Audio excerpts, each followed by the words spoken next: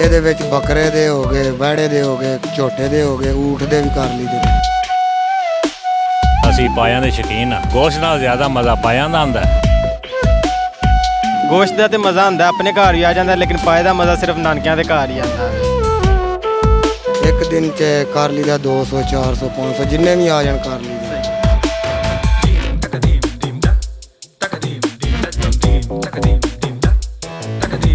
जैसे ही ईद उल अजहा पर लोग कुर्बानी से फारिग होते हैं, उसके बाद जो शौकीन है पाए खाने के, उनकी ड्यूटी शुरू हो जाती है कि सिरी पाए जहां पर बंदे बनाते हैं उनके पास जाएं और बेहतरीन किस्म के सिरी पाए बनाकर लाएं। यहाँ लाला मूसा में भी एक बहुत अरसे से एक सबसे बड़ी भट्टी लगती है जिस पर सिरी और पाए जो हैं वो एक बाकायदा प्रोसेस के ज़रिए उनको एक भट्टी में डालकर उनके ऊपर वाली जिल्द जो है उसे जलाकर साफ़ किया जाता है। क्या ये तरीक़ाकार है और ये कैसे लोग करते हैं, आइए चल के देखते हैं। चलिए मेरे साथ।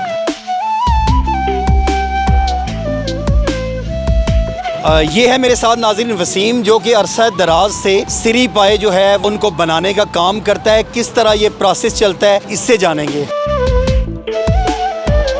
लोग अगर ਤੁਹਾਡੇ ਕੋਲੇ ਪਾਏ ਲੈ ਕੇ ਆਉਂਦੇ ਨੇ ਉਸ ਤੋਂ ਬਾਅਦ ਕੀ ਕਰਦੇ ਹੋ ਤੁਸੀਂ? ਉਸ ਤੋਂ ਬਾਅਦ ਭਾਜੀ ਅਸੀਂ ਕਰਨੇ ਜੇ ਇੱਥੇ ਟੱਕ ਲਾ ਕੇ ਭੱਠੀ ਦੇ ਵਿੱਚ ਲਾਈ ਦੇ ਨੇ। ਭੱਠੀ 'ਚੋਂ ਕੱਢ ਕੇ ਫਿਰ ਅਸੀਂ ਪਾਣੀ ਵੱਲ ਖੜਨੇ ਆ।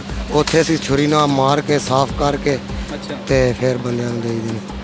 ਤੇ ਕਿੰਨਿਆਂ ਬੰਦਿਆਂ ਦੀ ਟੀਮ ਹੈ ਤੁਹਾਡੇ ਕੋਲੇ ਜਿਹੜੇ? ਇਹ ਸਾਡੇ ਕੋਲ 5 ਬੰਦਿਆਂ ਦੀ ਟੀਮ ਹੈ। ਅੱਛਾ ਜੀ ਹਾਂ। ਤੇ ਕਿਤਨੇ ਕੀ ਪਾਏ ਸ਼ਾਏ ਜਿਹੜੇ ਨੇ ਉਹ ਕਰ ਲੈਂਦੇ ਹੋ ਇੱਕ ਦਿਨ ਦੇ ਵਿੱਚ? ਇੱਕ ਦਿਨ 'ਚ ਕਰ ਲਈਦਾ 200 400 500 ਜਿੰਨੇ ਵੀ ਆ ਜਾਣ ਕਰ ਲਈਦੇ।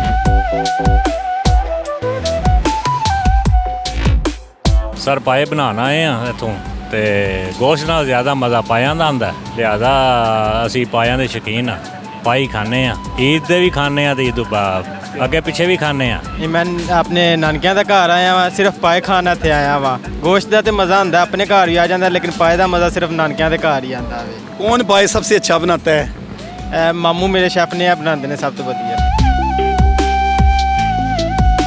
ਘਰਾਂ 'ਚ ਜ਼ਿਆਦਾ ਅੱਛੇ ਸਾਫ਼ ਹੁੰਦੇ ਨੇ ਜਾਂ ਤੁਹਾਡੇ ਕੋਲ? ਗੱਲ ਸਹੀ ਦੱਸਣੀ ਹੈ ਭਾਜੀ ਸਾਡੇ ਕੋਲ ਵਧੀਆ ਸਾਫ਼ ਹੁੰਦੇ ਨੇ, ਕਿਉਂਕਿ ਸਾਡੇ ਕੋਲੇ ਬਲੋਰ ਲੱਗੇ ਆ। ਮੋਟਰ ਚੰਗੀ ਯਾਨੀ ਕਿ ਹਵਾ ਮਾਰਦੀ ਹੈ ਨਾ ਤੇ ਪੂਤਾ ਲੰਬ ਕੱਢਦੀ ਹੈ। ਠੀਕ ਹੈ। ਤੇ ਜਿਹੜੇ ਵਾਲ ਹੁੰਦੇ ਨੇ ਲੈ ਜਾਂਦੇ ਨੇ ਸਾਰੇ। ਵਾਲ ਕਿਸ ਤਰ੍ਹਾਂ ਸਾੜ ਕੇ ਲਾਉਂਦੇ ਹੋ ਜਾਂ ਛੁਰੀ ਦੇ ਨਾਲ ਲਾਉਂਦੇ ਹੋ? ਸਾੜ ਕੇ ਲਾਈ ਦੇ ਨੇ, ਬਾਅਦ ਚ ਜਿਹੜਾ ਛੁਰੀ ਮਾਰੀ ਦੀ ਹੈ, ਫਿਰ ਡਬਲ ਸੇਕ ਲਵਾਈਦਾ। ਅੱਛਾ। ਜਾ 200 ਪਾਇਆ ਇੱਕ ਦਿਨ 'ਚ ਕਰ ਦਿੰਦੇ ਹੋ? 200 ਤੋਂ ਜ਼ਿਆਦਾ ਵੀ ਕਰ ਦਈਦੇ ਨੇ। ਜਾ ਕਿੰਨੇ ਵਜੇ ਤੇ ਸਵੇਰ ਲੱਗੇ ਹੋ ਤੇ ਕਿੰਨੇ ਵਜੇ ਤੱਕ? ਸੁਬਾਹ ਲੱਗੇ ਆ 6 ਵਜੇ ਤੋਂ ਲੈ ਕੇ ਤੇ ਰਾਤੀ 10 11 12 ਵੱਜ ਜਾਂਦੇ ਨੇ।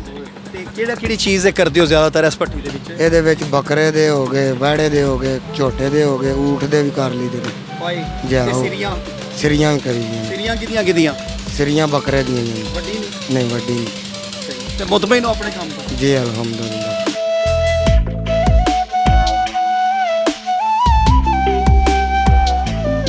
ये था एक पाए साफ़ करने वाली एक भट्टी का अहवाल। नाजरीन मीट लवर तो हैं ही हैं, लेकिन जो सिरी पाया लवर हैं वो भी आप देख लें मेरे पीछे बिल्कुल लाइनों में बैठे हैं और इनका यही दिल है कि सबसे बेहतरीन किस्म के पाए साफ़ और घर जाकर एक बेहतरीन किस्म के सिरी पायों का वो और उनकी फैमिली लुत्फ़ उठाए। ये थी आज की स्टोरी। अपने मेज़बान इरफान अदरीस को दीजिए इजाज़त। देखते रहिए न्यूज़ अलर्ट गुजरात।